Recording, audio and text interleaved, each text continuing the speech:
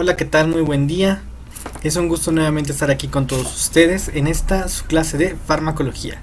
El día de hoy vamos a estudiar los principios básicos para el uso de antibióticos o la introducción a la antibioticoterapia. Es decir, en los siguientes videos vamos a estudiar aquellos fármacos que son empleados para el tratamiento de las infecciones. Evidentemente, en esta clase no vamos a ver todavía como tal cómo los fármacos antibacterianos funcionan, o los antivirales, los antiprotozoarios, antimicóticos, no. La clase de hoy está enfocada principalmente a reconocer los principios básicos o el por qué utilizamos estas sustancias para el tratamiento de las infecciones. Para ello, entonces, el objetivo de la clase de hoy es que tú comprendas cómo es que deben de ser utilizados los antibióticos. Desafortunadamente, los antibióticos son uno de los fármacos que se utilizan demasiado. A veces se hace un uso excesivo y un uso indiscriminado. No vamos a entrar a discusión, simplemente vamos a hablar de lo que está comprobado, de lo que está en los libros, de lo que hay en artículos, puesto que desafortunadamente por este uso indiscriminado de antibióticos sin tener un adecuado juicio clínico, pues provoca muchas complicaciones, ¿de acuerdo? Entonces, esa es la intención de la clase de hoy, que entendamos los principios básicos, que entendamos por qué se dan los antibióticos, cómo funcionan, etc. Bueno, pues resulta que hace muchísimos años, Ehrlich dijo que a él le hubiera gustado que existiera una bala mágica, o de Magic Bullet, porque él decía que debía de existir algún tipo de fármaco o sustancia que eligiera específicamente a qué atacar, ¿no? Porque estás de acuerdo que muchas veces cuando estamos enfermos, pues estamos de acuerdo que solamente es una parte del cuerpo la que está enferma, y que cuando nosotros queremos tratarla, pues desafortunada o afortunada o como tú quieras ver, pues el fármaco llega a todos lados y actúa en esos lugares, ¿no? Es entonces que hace muchos años pues las enfermedades infecciosas pues eran de las principales causas de muerte.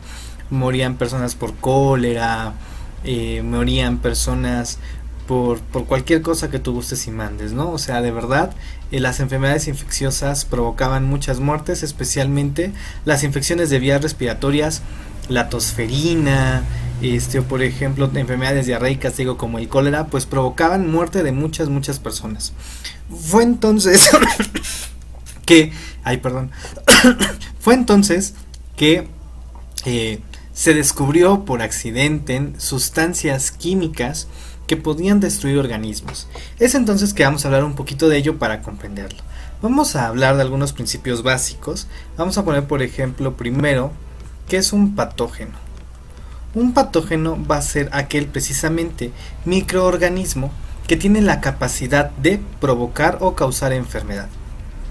Causar enfermedad.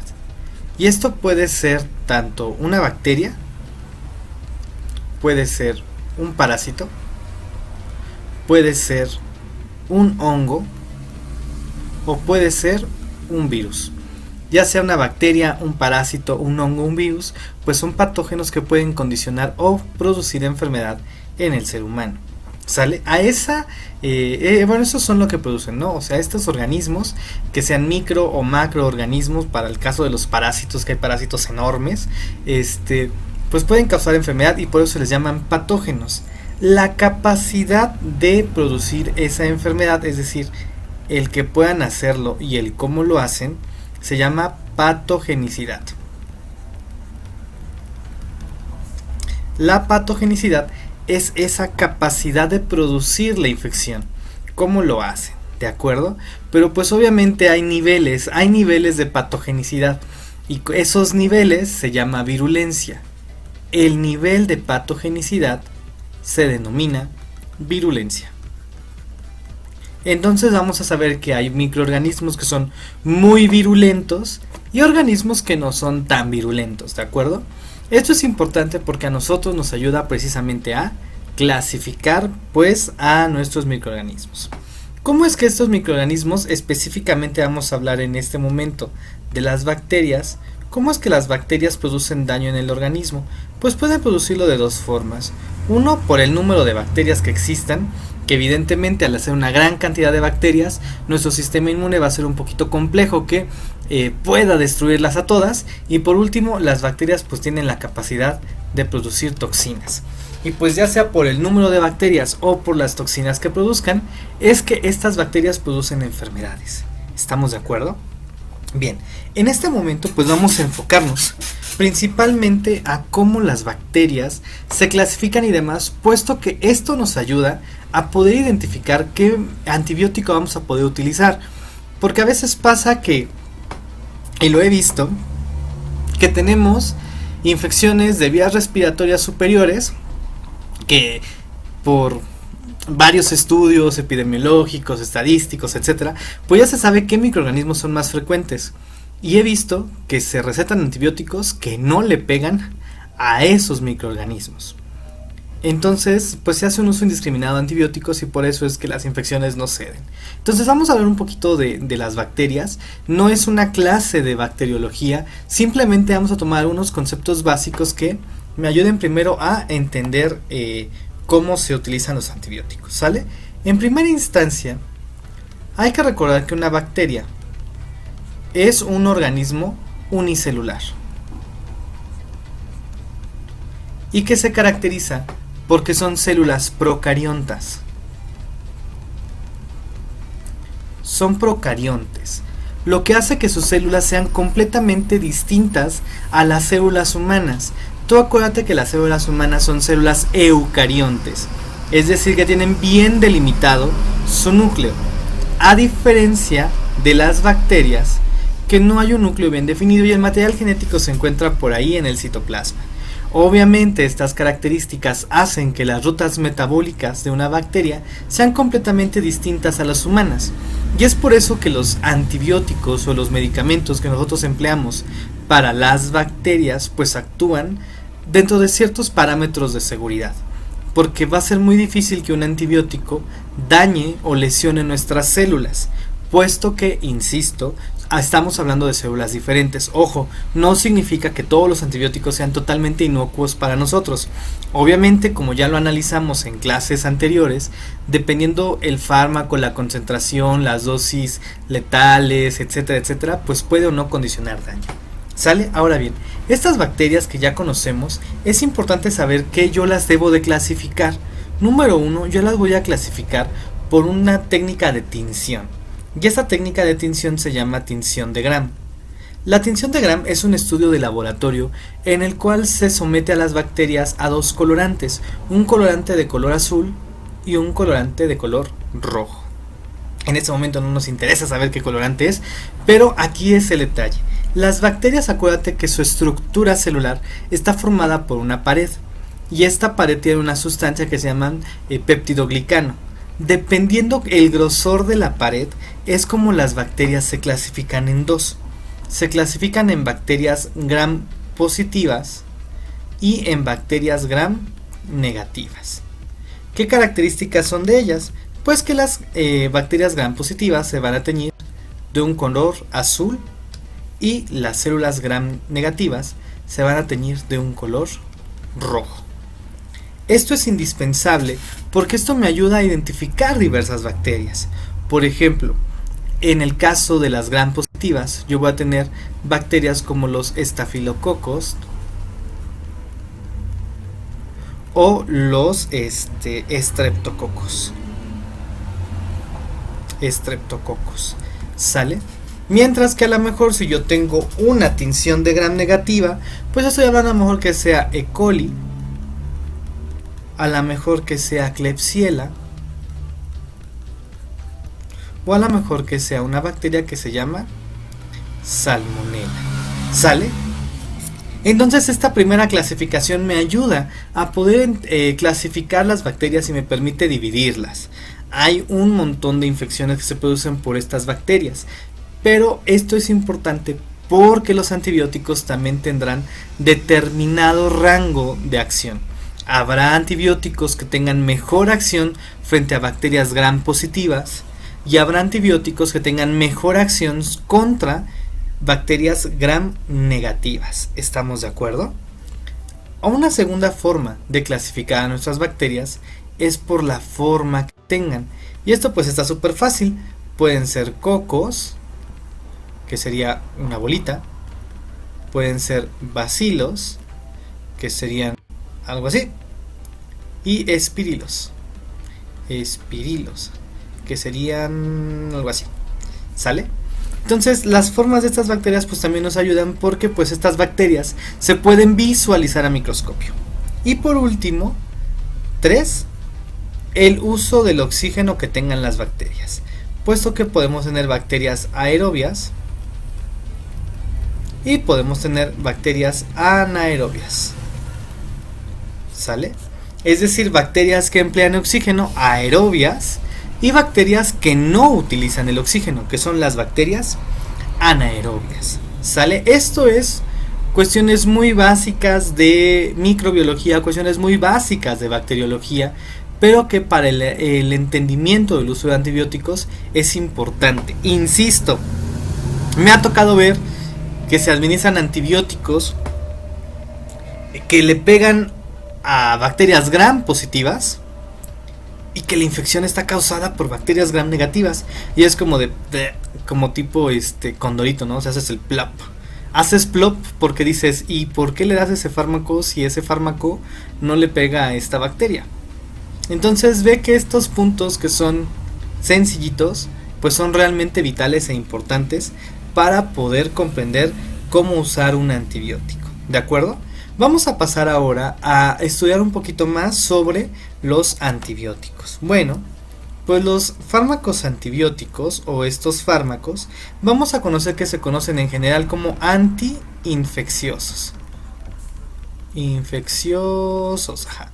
Los fármacos antiinfecciosos pues van a ser aquellos medicamentos que van a ser empleados contra los patógenos. De manera general podemos hablar de antibacterianos, matan bacterias; antivirales, se encargan de tratar infecciones virales; antiparasitarios, que se encargan de los tratamientos de parásitos; y los antifúngicos o antimicóticos, que se van a encargar de actuar sobre infecciones micóticas. Esto es importante porque pues de eso depende un buen tratamiento y una buena mejoría clínica. A veces le dan antibióticos a los pacientes y es como de, pues ya le di tal antibiótico, ya le escalé el antibiótico, a lo mejor le estaba dando amoxi, le escalé a una cefalosporina, le escalé a un aminoglucósido, le escalé a un carbapenémico, no sé. Van subiendo de grado de los antibióticos y mi paciente no mejora. Y la pregunta será, ¿el diagnóstico será correcto? ¿Realmente estás tratando una infección bacteriana o la afección que tiene tu paciente es antiviral? Obviamente pues todo depende de la cuestión del paciente. Hay pacientes que, aunque el antibiótico sea el correcto, pues desafortunadamente la infección es muy grave, que no la podemos controlar, o el microorganismo es muy resistente, ¿no? Pero para cuestiones sencillas, por ejemplo una infección de garganta que tú das, una faringoamigdalitis bacteriana, que tú le das el antibiótico correcto y ves que después de 3 días sigue igual, pues no era bacteriana, era viral. Y pues eso pasa mucho. Y más ahora con el COVID, ¿no? Que también le quieren dar antibiótico al COVID cuando dices, es un virus. ¿Para qué le das un antibiótico? Y ya hay estudios que demuestran que pues no sirve dar antibióticos, ¿no? Entonces, para eso sirve conocer, número 1, el nombre de los fármacos, para saber a qué van dirigidos. Ahora bien, los antibióticos pues son un tipo de antiinfecciosos que por definición son sustancias naturales o de origen natural, que son producidas por microorganismos para matar o destruir otros microorganismos. Por ejemplo, el caso de la penicilina. La penicilina es un extracto natural de un hongo, que es Penicillium, que se demostró que tenía una acción antibacteriana frente a bacterias gram positivas. ¿Sale? Entonces, pues ahí está. Sin embargo, actualmente pues hay antibióticos naturales y también hay antibióticos sintéticos, ¿sale? No todos son naturales, ¿de acuerdo? Y de ahí vamos a empezar a hablar ahora de los antibióticos. Se habla de antibacteriano, antibiótico de manera coloquial y pues prácticamente se refiere a esos medicamentos que se utilizan para el tratamiento de afecciones bacterianas, ¿sale? Ya los antivirales, antiparasitarios, antimicóticos, pues ya se les pone el anti del... Bueno, se pone el anti antes del microorganismo al que ataque, ¿sale? Pero ahora bien, estos antibióticos o estos vamos a llamarlos antibacterianos, los antibacterianos, para no confundirnos, estos antibacterianos o antibióticos también los podemos clasificar y se clasifican de diversas formas. Número 1, se clasifican por la estructura química. Estructura química. Porque obviamente pues estamos viendo farma, pues la farma son compuestos químicos y pues debemos de saber de manera muy general la estructura química que tienen. Entonces aquí podemos clasificar los fármacos como por ejemplo los aminoglucósidos. ¿Como cuál? Como la amicacina, por ejemplo, que les encanta darla a todo mundo, ¿no? Podemos tener las fluoroquinolonas o simplemente quinolonas. ¿Como cuál? Ciprofloxacino, levofloxacino o floxacino y todos los que terminan en xacinos, ¿no? Tenemos aquí también, por ejemplo, las sulfas o las sulfamidas. Y aquí tenemos, por ejemplo, al trimethoprim con sulfametoxazol. Ahí están combinados, pero pues ahí están las sulfas, ¿no? O tenemos a otro grupo que son los betalactámicos, que este es el grupo donde se encuentra la penicilina. No te preocupes. Vamos a tener clases específicas de cada grupo de fármacos y aprenderás cuántos fármacos hay ahí. Ahorita a lo mejor te interesa, ay, este fármaco pertenece a este grupo. Ya después cuando ves la cantidad de antibióticos dices, ay, por favor, son demasiados, ¿no? Pero ahí vamos a empezar, ¿no? Ahí se clasifican los antibióticos de acuerdo a su estructura química en primera instancia.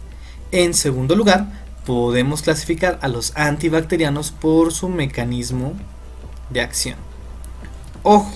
Acuérdate que te hablé al inicio de esta clase que se buscaba la bala mágica, es decir, que este medicamento llegara a un punto muy específico y que actuara solamente atacando a las células que me producen daño. En este caso, los antibacterianos pues actúan sobre ciertos procesos naturales de nuestras bacterias. Y vamos a numerar aquí algunos. Vamos a ver que cada uno de estos fármacos tienen mecanismos de acción distintos. Por ejemplo, tenemos a los inhibidores de la pared celular. Entonces imagínate, la pobre bacteria, de repente su pared le empiezan a salir poros, empieza a entrar agua y ¡pop! La bacteria estalla. Porque entra agua, hay un desequilibrio entre la cantidad de agua dentro y fuera de la célula. Imagínate que es como una pasa que se empieza a llenar de agua, llenar de agua, llenar de agua, hasta que, ¡puf!, hay una lisis, no es una explosión o estalla, hay una lisis de la bacteria. A lo mejor hay inhibidores, voy a abreviarlo así, de la síntesis proteica. Acuérdate que las proteínas son una estructura química muy importante en todos los organismos vivos, por eso se llaman proteínas, porque son indispensables, son las primeras, tienen una función muy importante. Entonces imagínate que la pobre bacteria genera proteínas para que ella pueda vivir contenta, feliz, ahí infectando al medio mundo, y de repente no dejamos que ellas produzcan las proteínas que necesitan para sobrevivir. Obviamente se mueren. Y a lo mejor hay otro tipo de medicamentos que inhiben a lo mejor la síntesis de ácido fólico. El ácido fólico es una sustancia muy importante para la reproducción bacteriana y también la humana. Pero obviamente son cuestiones distintas. Acuérdate que hablamos de reacciones bioquímicas muy distintas. En cuestión de los antibacterianos, pues las bacterias, algunas producen ácido fólico, otras no lo producen, lo necesitan tomar del medio. Entonces, cuando nosotros damos un antibacteriano que inhibe la síntesis de ácido fólico, pues lo que estamos provocando es que la bacteria no tenga la capacidad de reproducirse. ¿Sale? Entonces, ese es otro mecanismo de acción. Entre muchos otros que hay, que vamos a ir estudiando poco a poco conforme estudiamos el grupo de fármacos. Ahora bien, También tenemos que los antibacterianos se clasifican por su funcionamiento. Funcionamiento. ¿Cuál es el funcionamiento de estos fármacos? Pues hay de dos tipos: que sean bactericidas o que sean bacteriostáticos. ¿A qué se refiere esto? Muy fácil. El bactericida, pues su nombre lo dice, es como si fuera un insecticida, mata insectos. Y si es bactericida, mata bacterias. Los antibacterianos del tipo bactericida son aquellos fármacos que destruyen o matan a la bacteria. Mientras que los bacteriostáticos son medicamentos que van a disminuir la tasa de crecimiento bacteriano. Obviamente los bacteriostáticos requieren de un sistema inmunológico que sea lo bastante bueno para que la infección se elimine. Y por último, a los antibacterianos también los clasificamos por su espectro. ¿A qué me refiero con espectro antibacteriano? Se refiere a la cantidad de microorganismos que este antibiótico es capaz de tener efecto. Hay fármacos que son de pequeño espectro y hay medicamentos de amplio espectro. Obviamente los medicamentos de amplio espectro son fármacos que no utilizamos de forma habitual, o sea, son fármacos que prácticamente son de uso hospitalario, porque pues las bacterias que pueden afectar a una persona que está en el hospital, es decir, una infección nosocomial, una infección que se adquirió dentro del hospital, hablamos de microorganismos súper potentes, organismos súper canijos, porque pues esos ya se las saben todas y son resistentes a todos. Entonces pues hay que también conocer el espectro, insisto, porque debemos saber qué frecuencia de bacteria es la que ataca a mi paciente y qué antibiótico voy a dar para ello. Por ejemplo, nunca falla. Esto es algo típico que ocurre y literal me sangran los ojos cuando lo veo. Es cuando a una infección de vías respiratorias simple, porque es un vil catarro común, ojo, no es influenza y tampoco es gripe y tampoco es COVID, es catarro común. La influenza puede ser grave y evidentemente el COVID es grave y la gripe pues es un tipo de influenza, ¿sale? Entonces en el caso de catarro común nunca falla aquel que dice pues ponte unos, ni siquiera un esquema bien, ponte unas 3 inyecciones de ceftriaxona y con eso. Y tú así de ceftriaxona, cuando la ceftriaxona a lo mejor yo la utilizo más para una pielonefritis, una infección intrahospitalaria, para que una ceftria, cuando podrías mandarlos, como bien decía mi gran maestro de la infectología, el doctor José Luis de la Concha, él siempre decía, Pepe Pan nos decía, no hay nada mejor para el catarro común que agua y ajo, a aguantarse a joderse a su casa, porque solito se va a quitar, no necesita antibiótico. Pero ya saben, la típica mamá mexicana, el típico papá mexicano, la típica abuelita mexicana que dice las inyecciones son mejores. No, para nada. Ya vimos en estas clases la farmacocinética, la farmacodinamia, y ya vimos a lo mejor por qué pueden las personas sentir un alivio más pronto en las inyecciones. No es que sean mejores, es que tiene que ver con la absorción, pero pues va a funcionar igual. ¿Sale? Entonces sí es importante conocer todo esto para evitar lo siguiente. Algo que debemos de evitar y cuidar mucho como personal de salud es la resistencia. Resistencia bacteriana. ¿A qué me refiero con esto? Imagínate que yo aquí tengo 1, 2, 3, 4, 5 bacterias. Y esta bacteria pues creció demasiado rápido y esta bacteria mutó. Es una bacteria distinta. Es una bacteria que al tener una mutación se volvió más fuerte. Normalmente pues cuando se mutan pues son débiles, ¿no? Pero aquí imagínate que esta bacteria mutó y se hizo súper poderosa. Estas 5 bacterias produjeron una enfermedad yo le doy un antibiótico, a lo mejor le doy, no sé, ceftriaxona. Y eso porque, ay, no, es el paquete básico, ¿no? El, el paquete farmacia que pueda estar en cualquier esquina, el kit básico persona con infección de vía respiratoria, ceftriaxona, ya hasta me lo sé.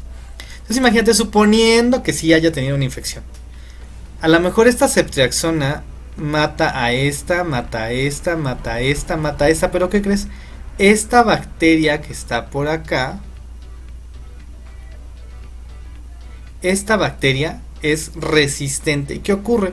Como ya no están estas bacterias alrededor que compitan por alimento con esta, se va a formar ahora una supercolonia de bacterias que se volvieron resistentes al fármaco. ¿Y qué crees? Cuando nosotros queramos volver a dar ceftriaxona a esta infección, ¿qué creen? No va a funcionar. Y eso se debe a que se empleó de manera inadecuada un antibiótico. Entonces las causas de resistencia bacteriana pues es la mutación, y eso es propio de las bacterias porque como van creciendo pues pueden tener alguna alteración al momento de duplicar su genoma y cambian estas bacterias. ¿Y qué crees? Estas bacterias mutan, se presentan a un antibiótico mal recetado, mal indicado, con mala dosificación, con mal tiempo de exposición, o por ejemplo, ya saben, o sea, esto es muy típico del mexicano. Es muy típico que todos tenemos en casa un cajoncito con antibióticos de las cajitas que no te terminaste de tomar. Porque el médico te dijo, te vas a tomar el antibiótico por 7 días y tú a los 3 te sentiste genial y te valió y dejaste el antibiótico ahí, ¿no?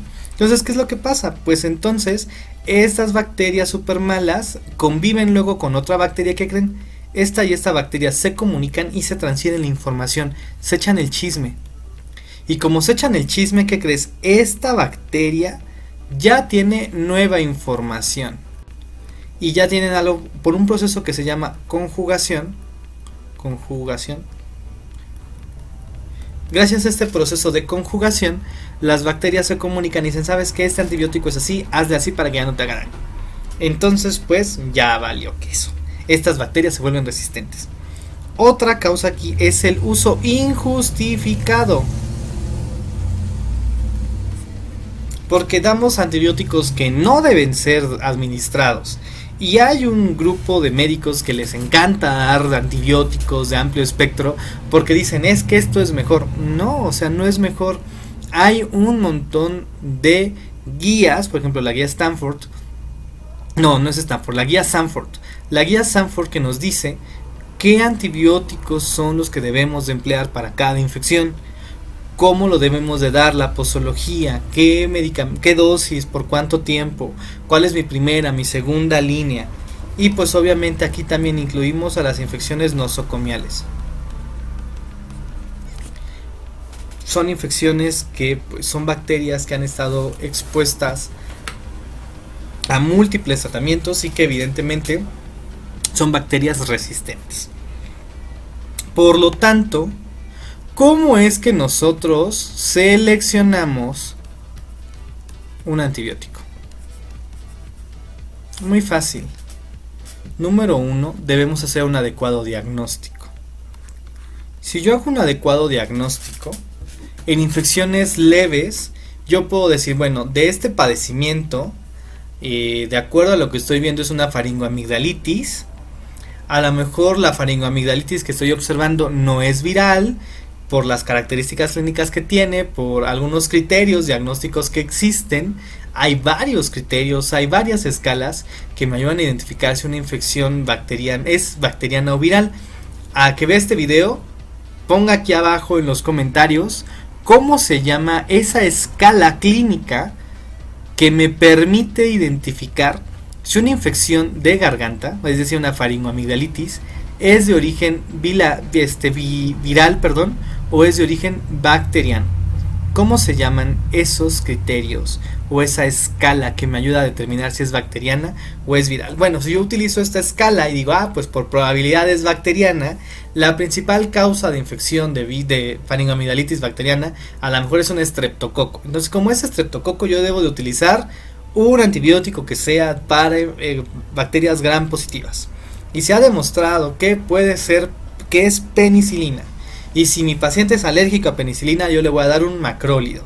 Entonces yo ya sé qué antibiótico voy a dar porque hice un adecuado diagnóstico.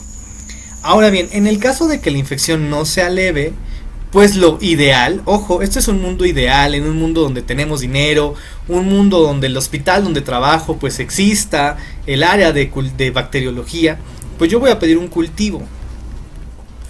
Antes de que yo inicie mi antibiótico-terapia, deberé de pedir un cultivo, es decir, yo tomo una muestra de esa región donde pienso que está la infección, de líquido cefalorraquídeo, un hemocultivo, un cultivo de orina, etcétera. El cultivo que yo tenga que hacer, cultivo, y en este cultivo me dicen, pues que si tal bacteria, y a esta bacteria la sometemos a un grupo de antibióticos y se le hace algo que se llama antibiograma. Y el antibiograma me va a decir, pues tu bacteria es resistente a tales antibióticos, por lo tanto no se los des, y esta bacteria es sensible a estos antibióticos que tú puedes administrar de manera segura. ¿Sale? Entonces, pues eso sería lo ideal. Sin embargo, pues existe algo que se llama el tratamiento empírico, es decir, para que me cultiven la bacteria y para que salga el antibiograma, pues van a tardar de 5 a 7 días. Entonces, imagínate. Y luego imagínate que el servicio de Bacter no se encuentra en mi unidad hospitalaria. O sea, yo no voy a dejar, ¿sabe qué, paciente? Pues sí, yo sé que usted tiene una meningitis, una infección en el sistema nervioso central, pero espéreme, tengo que hacer un cultivo, ya que salga el cultivo, ya sé poco de bacteria es, le voy a dar el antibiótico que usted requiera. Después de 7 días, mientras, pues ahí quédese, no, obviamente no podemos hacer eso. Entonces existen ya estudios donde dicen, bueno, en lo que esperamos a que salga el cultivo, en lo que esperamos a que salga el antibiograma, tú puedes emplear este grupo de fármacos porque lo más probable es que la bacteria sea sensible a este fármaco. Y esperas a que salga tu cultivo. Ya que sale tu cultivo y dices, sí, el fármaco que di si era el correcto, lo continúo. O te das cuenta, no, mi paciente no mejora, cambio yo el antibiótico al antibiótico que me salga en el antibiograma. Evidentemente, como puedes darte cuenta, la selección de un antibiótico no es tan sencilla. El uso de antibióticos debe de ser muy cauteloso y pues desafortunadamente pues vivimos en un país donde no hay pues no se regula bien esto. O sea, tú puedes ver que para infecciones tan simples dan antibiótico y luego el tipo de antibióticos que dan. ¿Sale? Y por último, para la selección del antibiótico, yo tengo que ver la localización de la infección. Acuérdate que cuando vimos farmacocinética, vimos un parámetro farmacocinético que se llama la distribución, y vimos que hay ciertas barreras naturales a que cierto fármaco llegue a unas áreas. Por ejemplo, no es lo mismo que yo dé un medicamento oral para una infección a lo mejor ocular, o por ejemplo, que yo dé un antibiótico que su molécula sea muy grande y que no pueda atravesar la membrana hematoencefálica cuando yo tengo una infección del sistema nervioso central. ¿Sale? Entonces yo voy a emplear diversos criterios para poder seleccionar adecuadamente un antibiótico. Por lo tanto, para cerrar esta primera clase del uso de antibióticos, las siguientes clases vamos a ver ya los grupos de antibióticos, cómo funcionan y lo más bonito que te va a encantar, que es aprenderte todo eso. Pero por este momento yo sí quiero que tengas esta reflexión. Nosotros como personal de salud debemos de cuidar el uso de antibióticos. Por lo tanto, la reflexión es, tú como personal de salud que ya sabes de esto, te invito a que leas y te informes. No te quedes con lo que yo te digo, puede ser que me esté equivocando, siempre se los digo a mis alumnos, pero la información está. Hay artículos que se publican de manera constante en varios lugares. No vayas a buscar publicaciones en lugares no oficiales, realmente busca un artículo de investigación y date cuenta por ti mismo cómo hay un uso indiscriminado de antibióticos. No te lo digo yo, lo dicen las investigaciones. Y puedes darte cuenta, y eso sí salió en varias redes sociales, que ya hay bacterias que son resistentes a todos los antibióticos. Entonces imagínate, si ahorita con el COVID estamos sufriendo porque no hay un medicamento específico, imagínate cuando tengamos infecciones bacterianas por bacterias que son resistentes a todo. ¿Sale? Y ojo, la que resiste es la bacteria, no es el ser humano. ¿sale? Es la bacteria. Y ni hablar de que si utilizamos antibióticos de manera indiscriminada, también le damos en la torre a la microbioma o a la microbiota normal del cuerpo y nos hace más susceptible a infecciones oportunistas, ¿sale? Porque también nuestra microbiota nos ayuda a protegernos de bichos que no sean de nosotros. O sea, en nuestras manos, por más que te las laves o en tu piel, va a haber bichos y esos bichitos pues te ayudan y te protegen, son tus amiguitos. Entonces imagínate, si te tomas antibiótico a diestra y siniestra, pues acabas con tus amiguitos y pues ya, cualquier bicho que llegue te va a atacar, ¿no? Entonces sí es importante esto. Hay que cuidar los antibióticos y hay que tener mucho cuidado en su prescripción. Por eso, en este caso que la clase es para enfermería, antes de que administres un antibiótico, revisa la receta. ¿Sale? Para que no haya ningún inconveniente. Revisa que esté recetado y pues ni modo, pues si se le indican pues hay que aplicarlo, ¿no? Pero hay que tener esa conciencia de cuidar el uso de antibióticos y empezar por tu casa. Si en tu casa hay antibióticos por ahí mal puestos, llévalos a un lugar seguro donde nadie se los tome como si fueran dulces, por favor, porque nunca falla. Siempre el buen mexicano se siente mal, pues me echo un trimetoprim con sulfametoxazol, quién sabe para qué sirva, pero pues de algo me ha de servir. Ahí le puse en la caja infección de vías urinarias, o peor tantito, para la tos. O sea, hay que tener cuidado, ¿vale?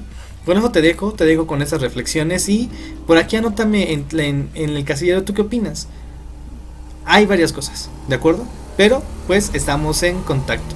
Espero que les haya gustado y nos vemos la siguiente clase y vamos a empezar con beta-lactámicos. Hasta pronto. Bye bye.